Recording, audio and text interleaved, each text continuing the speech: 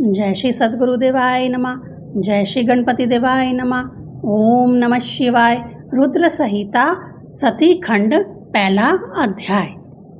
नारद जी बोले, हे ब्रह्मा, भगवान शंकर के प्रताप से आप सभी विषयों के ज्ञाता हैं। कृपा आप मुझे इसका वर्णन करिए, जिस प्रकार देवेश महादेव ने परम जितेंद्रिय होते हुए भी परम श्रेष्ठ स्त्री पार्वती जी के साथ विवाह कर तथा गृहस्थ जीवन को अपनाया। दक्ष की पुत्री सती पुनः हिमालय की पुत्री पार्वती का शंकर जी से मिलन कैसे हुआ, इस सब का वर्णन करने में आप सर्वथा योग्य हैं। ब्रह्मा जी उसे इस विषय में बतलाते हुए कहने लगे, हे मुनिवर, जो कथा मैं अब तुम्हें सुनाने जा रहा हूँ, उसे सुनाने से सब कार्यों की सिद्धि व मनुष्य जन्म का श्रेष्ठ फल प्राप्त होता है। मेरे एक कन्या का जन्म हुआ, जिसे देखते ही मैं काम मोहित हो गया। मेरी ऐसी वृत्ति को देखकर मेरे अंश रुद्र ने धर्म का सिमरण कराते हुए मुझे व मेरे पुत्रों को बहुत ताड़ना की और अपने निवास स्थान कैलाश पर्वत पर चले गए। तब शिवजी की माया से अज्ञानवश उन्हें ही अपने पुत्रों सहित वश में करने का यत्न किया, किंतु मुझे असफलता का मुख देखना पड़ा। अंत में लाचार होकर पुनः महादेव की सेवा की, जिससे उन्होंने मुझे बहुत ज्ञान दिया। अब मैंने ऐसा भाव तो छोड़ दिया, किंतु हठ अभी भी जारी था। रुद्र को मोहित करने के लिए शक्ति का प्रयोग करना चाहा। तब अपने पुत्र दक्ष से आसकी वीरांगनी कन्या से सती का जन्म कराया।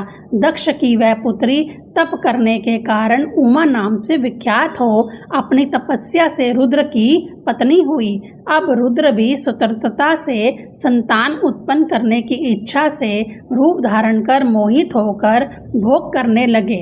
गृहस्थ जीवन का बहुत समय सुख में बीतता रहा। किंतु उधर शिवजी की माया से मोहित दक्ष के मन में गर्व का जन्म हुआ।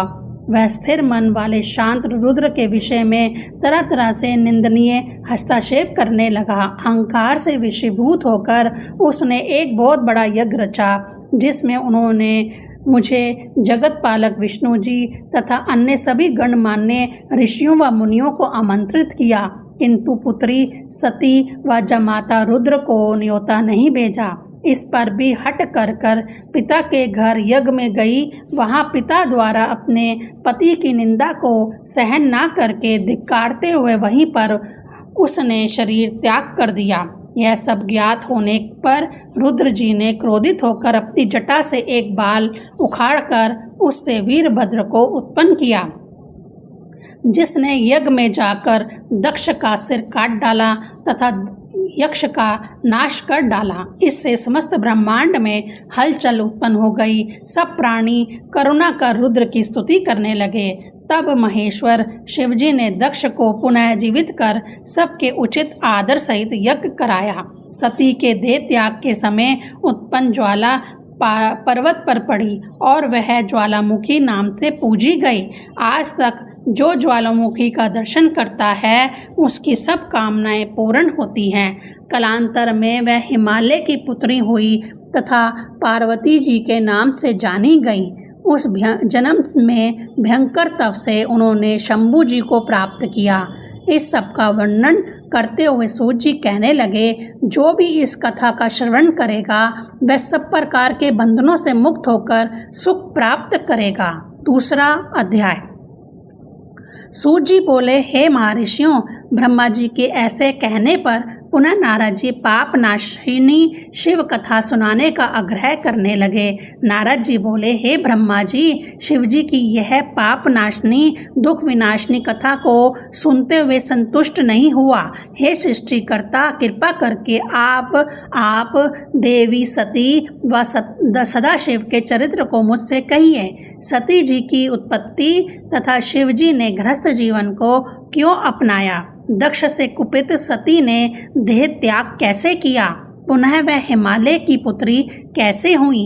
उनके भयंकर तप, ताड़ना, काम शांति का वर्णन सुनने की मुझे तीव्र उत्कंठा है। ब्रह्मा जी बोले, हे मुनीश्वर, अब मैं तुमसे शिवजी व पार्वती जी के चरित्र का वर्णन करता हूँ। शिवजी अपने पूर्व रूप में निर्गुण निर्विकार चैतन्य स्वरूप सदासद से परे शक्तिवहीन दिव्य तथा एक ही थे, किंतु पार्वती के साथ वे सगुण शक्तिवान हैं। उनके बाएं अंग में से ब्रह्मा उत्पन्न हुआ है। उनकी माया से मैं सृष्टि का रचयिता विष्णु, सृष्टि के पालक तथा संहार करता रुद्र उत्पन्न हुए और इसी से उस पूर्व सदाशिव के 3 रूप हो गए और मैं इनका आराधक हो गया। इनकी आराधना से मैं देवताओं व अन्य जीवों की उत्पत्ति करने लगा। मैंने सब प्रजापतियों को उत्पन्न किया। उस समय मैं पूर्ण रूप से शक्तिवान था। इसके बाद मैंने मारीच, अत्रि, पुलह, पुलस्त्य, अंगीरा, कृतु, विशिष्ट, नारद, तुम, दक्ष व भृगु को उत्पन्न किया। इन्हें उत्पन्न करने के बाद में मैं शिवजी की माया से मोहित सा होने लगा। तभी मेरी बहुओं से संध्या नामक कन्या की उत्पत्ति हुई, जिसे देखकर मैं विस्मित हो गया तथा मेरे पुत्र मारीच व दक्ष भी शोकाकुल हुए। मेरे चिंतित होते ही एक सौंदर्यवान विलक्षण काले केशों से युक्त कृष्ण गजवत स्थूलकाय नीले वस्त्रधारी कटाक्षों को हिलाते हुए एक पुरुष का आविर्भाव हुआ। सुगंधित श्वासों से युक्त वह अनुपम श्रृंगार किया हुआ था।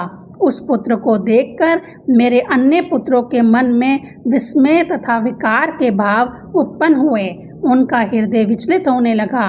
तभी उत्पन्न हुए उस पुत्र ने मुझे नतमस्तक होकर अभिवादन किया तथा बोला, हे ब्रह्मा जी, मुझे आदेश दें तथा मुझे ऐसे कार्य में लगाएं जिससे मुझे मान सम्मान मिले। ब्रह्मा जी बोले, तुम सनातन सृष्टि उत्पन्न करो, मैं विष्णु जी और सभी तुम्हारे वशीभूत होंगे। तुम पुष्पवान नाम से जाने जाओगे। तुम प्राणियों में विस्मय, सुख का लक्ष्य तथा मदभाव को उत्पन्न करने वाले होगे तथा इस प्रकार सृष्टि के प्रवर्तक होगे। मेरे यह पुत्र भी तुम्हारी तत्व रूप से स्तुति करने वाले होंगे। यह कहकर पद्मासन पर बैठकर ब्रह्मा जी चुप हो गए। ओम नमः शिवाय।